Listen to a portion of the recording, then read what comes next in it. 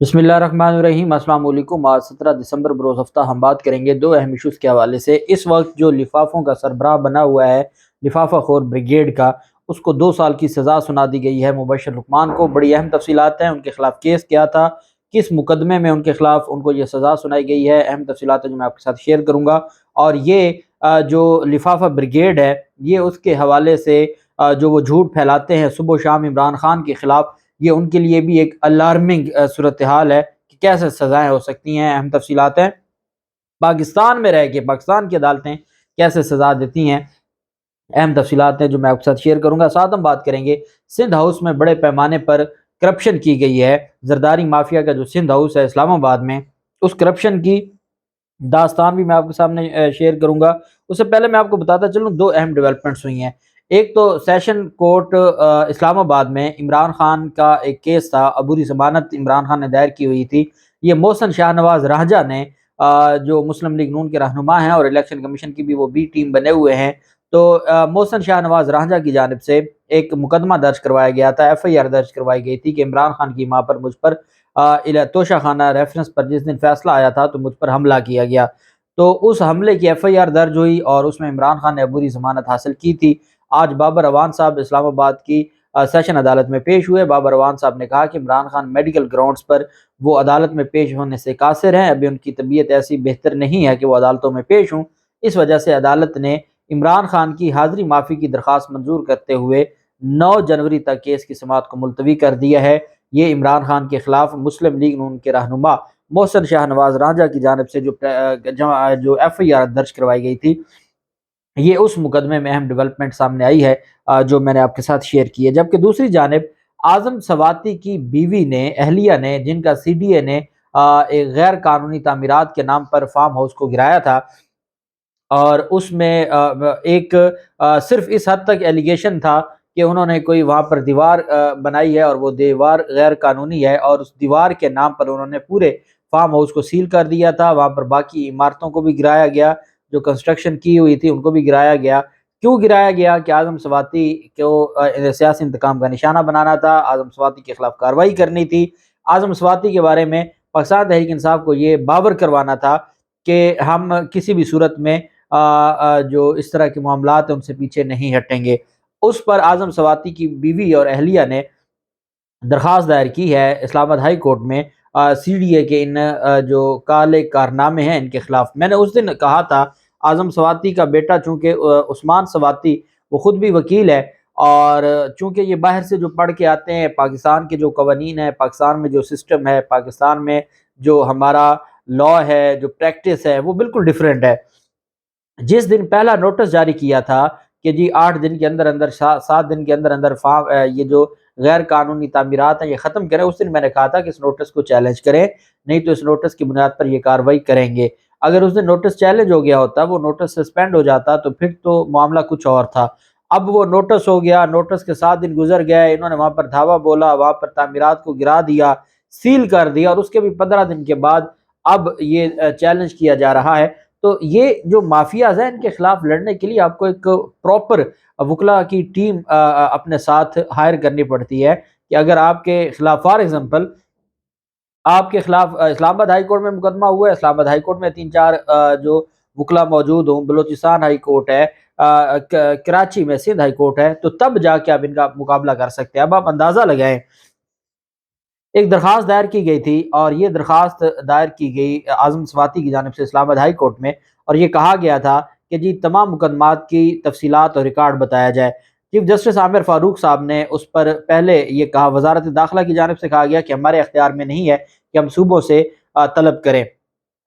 इसी तरह की दरख्वास्त है एमडी पीटीवी की जानिब से जावेद लतीफ़ के खिलाफ जो मुकदमा है दहशतगर्दी का, उस पर जस्टिस जहांगीरी साहब रिपोर्ट तलब करते हैं और तमाम मुकदमात की रिपोर्ट तलब करते हैं और कार्रवाई से रोकते हैं जो बाकी सूबों में, इस्लामाबाद की जुरिस्डिक्शन में नहीं है।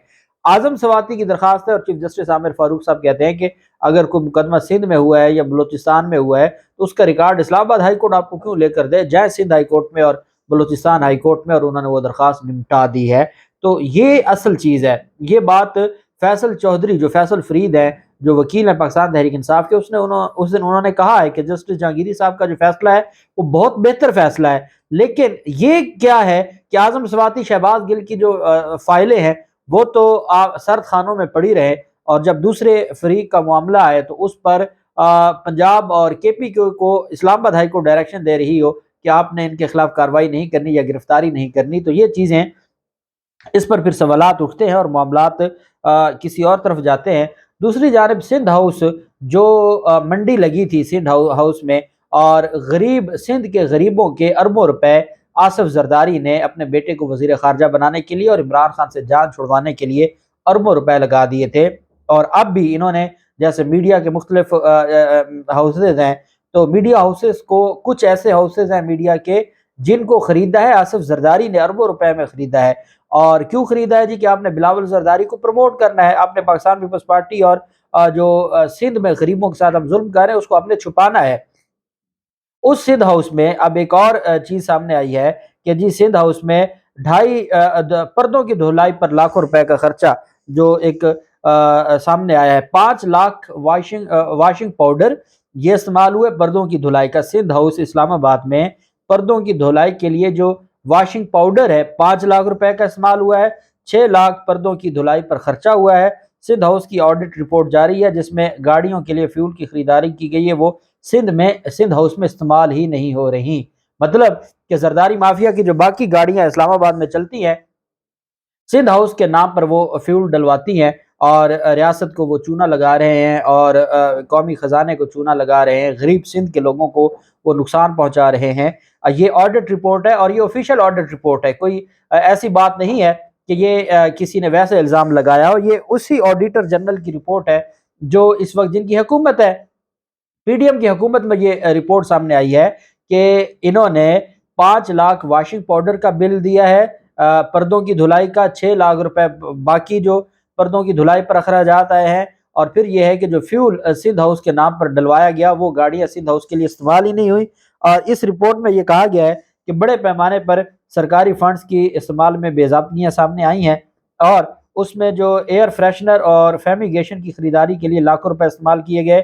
اسلام آباد میں سندھ ہاؤس کے لیے ایک وال فریم کی خریداری 9 لاکھ روپے میں کرنے کا انکشاف ہوا ہے۔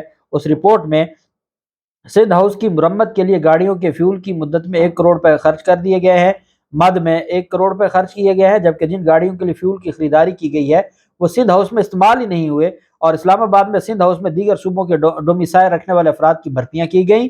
اس کے علاوہ سندھ ہاؤس کے لیے کمبل اور تکیوں کی خریداری پر بھی لاکھوں روپے خرچ کیے گئے، جبکہ وزیر اعلیٰ اور گورنر اور دیگر اعلیٰ حکام کے کمروں میں کیڑے مار سپرے کے لیے 7 لاکھ روپے استعمال کیے گئے، اور ایک پردے کو دھلوانے پر 7500 روپے کے اخراجات کیے گئے، اور مجموعی طور پر پردوں کی دھلائی پر 6 لاکھ روپے استعمال ہوئے۔ اس کے علاوہ صفائی ستھرائی کے مد میں 5 لاکھ کا واشنگ پاؤڈر استعمال کیے جانے کا بھی انکشاف سامنے آیا ہے۔ یہ ان کا چہرہ، اور کس طریقے سے یہ عوام کو لوٹتے ہیں اور عوام کے پیسے پر یہ کو انجوائے کرتے ہیں۔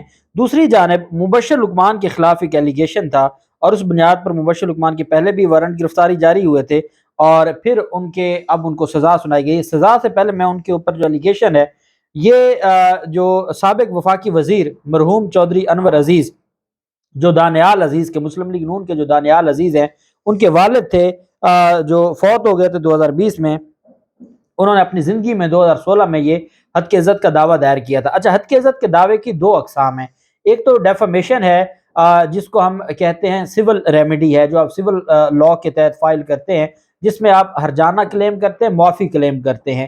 ایک ڈیفامیشن ہے پرائیویٹ کمپلینٹ فائل ہوتی ہے، استغاثہ فائل ہوتا ہے، اور اس استغاثہ میں پھر جو کیس ہے وہ آگے چلتا ہے۔ جیسے عمران خان کے خلاف ایک استغاثہ دائر ہوا ہے تو وہ ایک پرائیویٹ، وہ کرمنل کاروائی ہے، کرمنل کمپلینٹ ہے، اور اس میں جو کاروائی آگے چلنی ہوتی ہے۔ انہوں نے الزام یہ لگایا تھا، مبشر لقمان جب کھرا سچ پر ایک پروگرام کرتے تھے تو انہوں نے یہ پروگرام میں جو الزام لگایا تھا کہ چودھری انور عزیز کی جو اہلیہ ہے، یعنی جو دانیال عزیز کی والدہ، وہ یہودی ہیں، اور انہوں نے ایک ایجنڈے کے تحت ملک کی سیاست میں حصہ لیا ہے۔ ان الزامات کی بنیاد پر یہ ان کے خلاف حتک عزت کا دعویٰ ڈیفامیشن کا پرائیویٹ کمپلینٹ فائل کی گئی۔